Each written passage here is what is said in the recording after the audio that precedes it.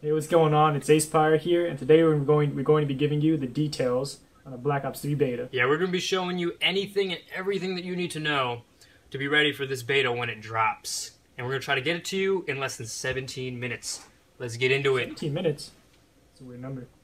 That's a good number. I like that number. Let's go. Get into it. 17 minutes. Roll the clock. Hey.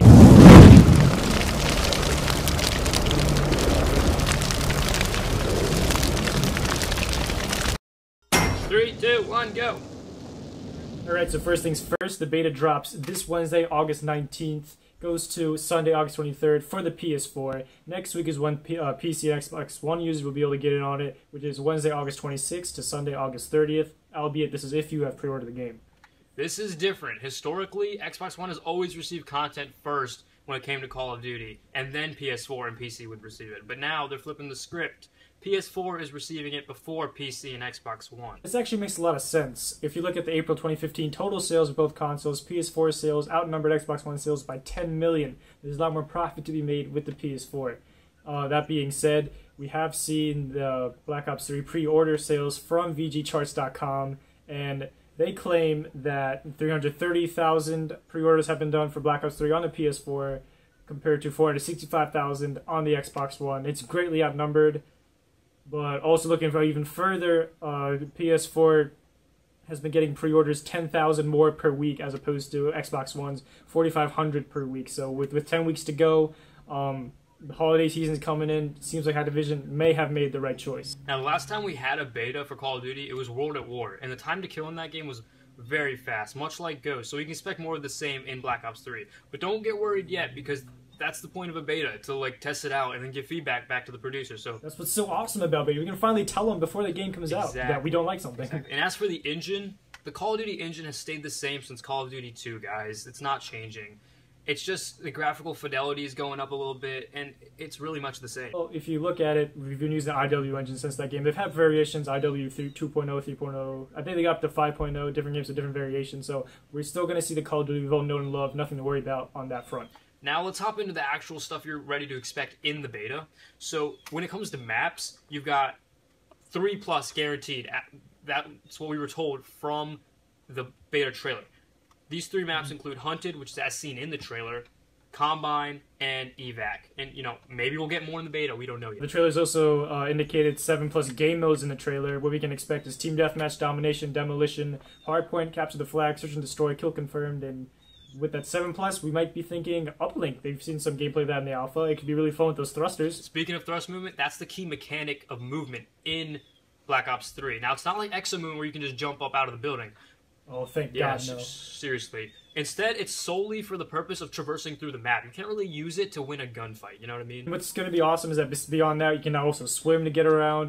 You have the always guns up policy, which means unless you're sprinting, you can be climbing, swimming in the air. You can always have your gun up, so you won't be caught off guard like that in the game.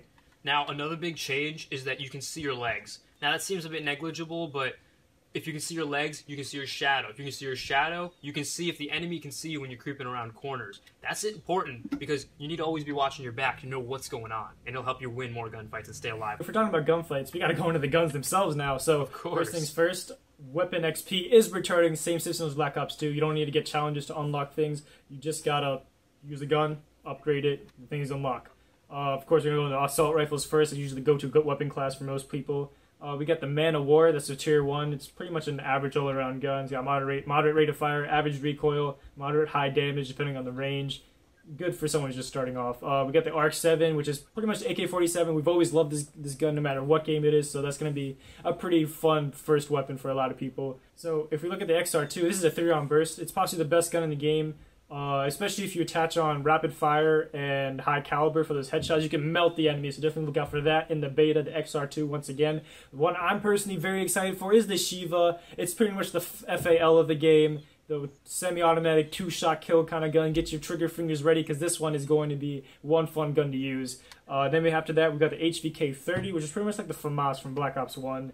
It's got fully automatic. It's going to be a good all-around weapon. Again, I can see people doing really well with this as well. But a gun that's got us kind of excited is the M8A7. We might not see this in the beta, but it is like the M8A1 in Black Ops 2. We know a lot of people are comfortable with that weapon, have done really well with that weapon, so that's going to be another one we're going to be seeing a lot of, if not in the beta, in the real game. All right, moving on to the SMG tier. The first gun we see is the Vesper, which is the fastest fire rate gun in the game so far that we've seen.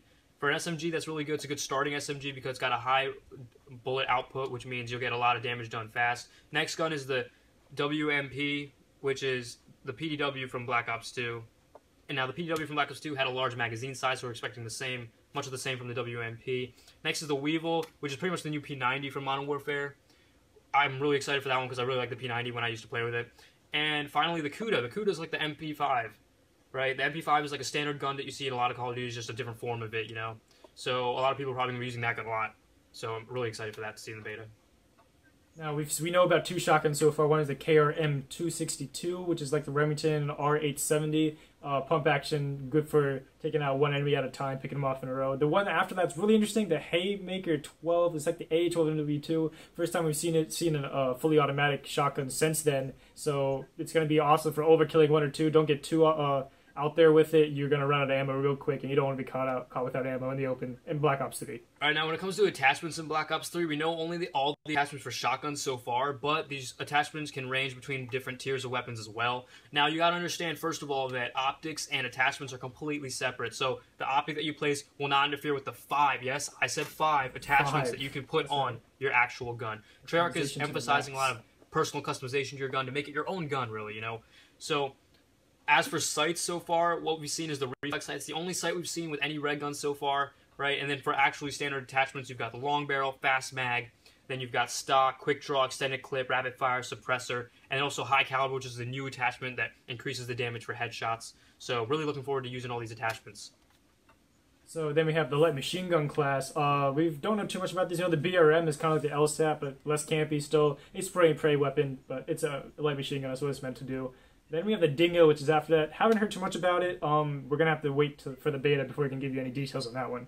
Now moving on to the tier that a lot of people are very excited for, the sniper rifles. So the first sniper that we got coverage of is the Locust sniper rifle. It's your standard bolt-action sniper rifle. It's probably going to be the quick-scope weapon of the game, right? It's got a decent fire rate, and if you add rapid fire into it, it can just even be better. Now the kick is going to be a big part of how this works out, but it's going to be your average good sniper that a lot of people are going to be using. Next is the Drakon. The Drakon is a semi-automatic sniper that has an incredibly high fire rate. It's much like the MK14 Ebert from MW2, right? It's a chest-up kill, so you got to make sure you're getting that chest-up shot to get that one-shot kill. And finally, we've got the P-06. This sniper is really unique. It's a 3-round burst sniper that has to be charged in order to shoot each burst, right? Now, every shot is not a one-hit kill. You know, you got to get 2 to 3 bullets into someone to kill them. Unless it's probably a headshot. We don't know the statistics yet, but we're definitely going to check it out in the beta for sure. Yeah, really, really unique. As far as sights go for snipers, we've seen some alpha footage of ACOG and a thermal, which is kind of what I want to test out with. Thermal sight's always different from game to game, so we'll see how it works in this game. Hopefully we'll get to use that in the beta. Not too sure about that. But a big question a lot of us are going to have is sniping going to be too powerful and not powerful enough in the beta, in the real game? Definitely play as a sniper, a quickscoper, and a red gunner to give Treyarch your best feedback on how to balance the game out properly, because that's going to be super important in the actual game. All right, next, moving on to something that's coming back to Black Ops 3 from Black Ops 2 that we didn't have in Advanced Warfare or Call of Duty Ghost. This is very necessary. Powerful secondaries, all right? Now let's talk about this. The first secondary you'll see is the MR6. The MR6 is pretty much the 5.7 from Black Ops 2. Very powerful gun, semi-auto. It's pretty much the same gun. All right, and then moving on, we got the RK5. The RK5 is a 3-round burst gun that is much like the B-23R from Black Ops 2, and it's pretty much going to be used by almost any secondary holder in the game. Next is the LCAR-9. The LCAR-9 is a fully auto pistol that is much like the CAP-40 from Black Ops 2. So they're bringing a lot of guns back from Black Ops 2, which you can see, because a lot of those guns from Black Ops 2 are a bunch of fan favorites. A lot of people really like those guns, so why wouldn't they bring them back?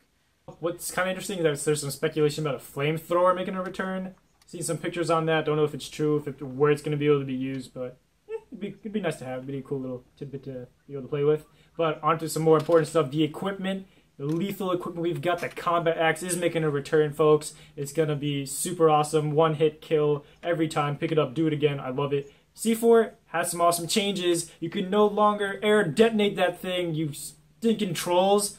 I hate you guys. Anyway, what is kind of weird and interesting is that you now have a proximity alarm. I don't like this, especially with the extra blast radius they're given. It has to be on a surface to explode, but you'll be able to see if someone walks by it because it's going to show up on your screen. You can blow it up. it may be the return of the IED. We cannot let that happen, but play it out. Let's see how it actually works first. After that, we have some of the standard stuff, frag, semtex. There's a thermite grenade, which is interesting. It drops a pool of fire, essentially, instead of just killing on impact. And then you got the trip mine, which is the bouncing Betty. Be ready to hit the deck in this beta, folks. All right, moving on to tactical. You got your standard concussion, flash, EMP, and smoke grenades. Smoke grenades a little different this time around. If you're in the smoke, you won't be able to be seen on the mini-map. That could be effective. See how that works. Trophy systems making a return. And then next, you got shock charge coming back from Black Ops 2. That's for all you trick shotters and campers out there, so make sure you keep your ears peeled for that. And then we got the black hat, which is coming back from Black Ops 1, which will disable enemy equipment in proximity. So what we also really need, this is a crucial part in making any class, the perks. First things first, I'm sorry, sad news. Toughness isn't coming back from Black Ops 3. Moment of silence. We don't have time for this. So I think it's because they always got a policy to make it balanced. Hopefully it'll work out really well. I think it's fair. Slot 1 is going to have the flak jacket, which doesn't just decrease explosive, but also fire damage, so that thermite, possibly the flamethrower, won't be as effective. You got blind eye. Ghost is changing. If you're not moving, you still show up on the map. Take that, campers. It's a step in the right direction, but we don't know how much moving you need or sitting up and down. Maybe may need a little bit of tweaking there. But moving on, we also have blast suppressors and afterburner, which is for the thrusters, so you won't show up on the map with the blast suppressors. Afterburner lets you recharge your thruster if you've seen that bar on the bottom of the HUD. You know what I'm talking about. An overcharge lets you get your specialist faster. Now moving on to slot 2, you've got your standard hardwire, scavenger, and fast hands. Next you got tracker. Tracker allows you to see footprints. Now we don't necessarily know exactly what this is going to do. Like, can you see your teammates' footprints, only enemies? How far can they go before the footprints fade away? Like, we're definitely going to test that out when we play the beta.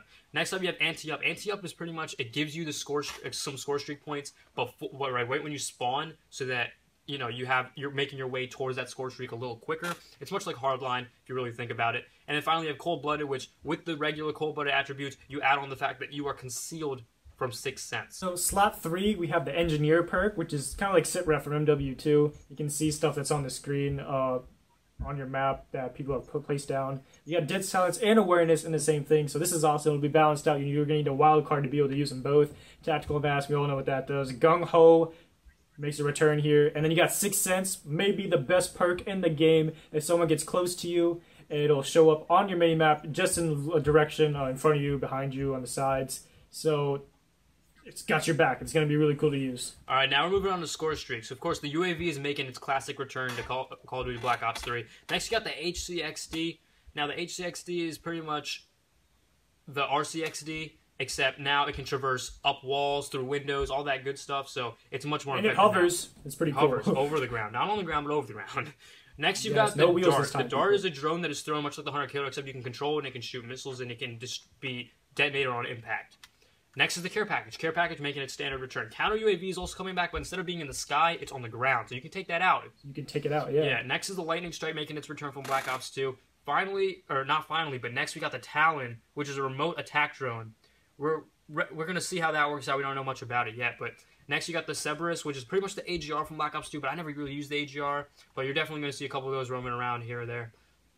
Next you got the Wraith. The Wraith is the stealth chopper, and you know what I'm talking about when I say the stealth chopper is one of the best score streaks in Black Ops 2, coming back to Black Ops 3.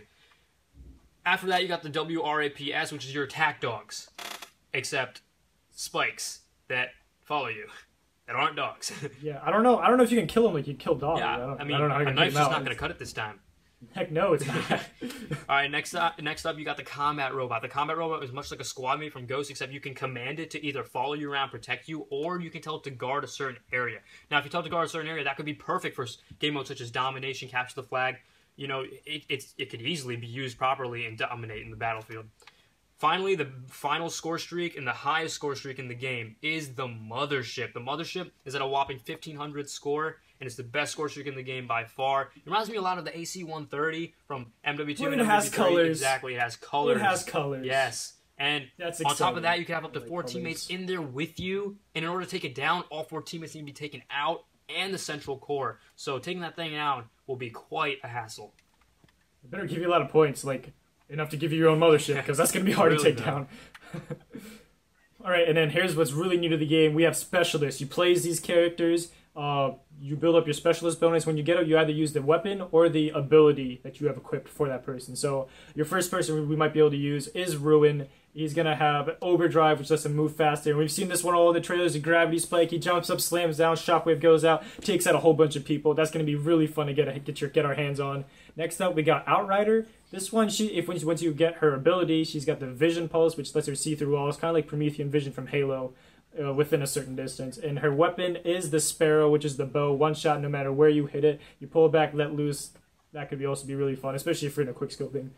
We got Prophet next. This guy's got an interesting ability. It's called Glitch, which means if you're moving somewhere, you use it, you go back to where we were a few seconds ago. So if you're getting followed, the heat's on you, you get right behind him, shoot him in the head, whatever it is. It's kind of like lagging on purpose. And his weapon is the Tempest. This was also really cool. It's like an electric laser gun. You attack one person, and the shocks just go out to all people surrounding him, stunning them, maybe an EMP effect, but it's an area effect weapon. It will be really cool to use. Next up, we got the Battery. This one is kind of interesting. His weapon is the War Machine, which is a really powerful grenade launcher.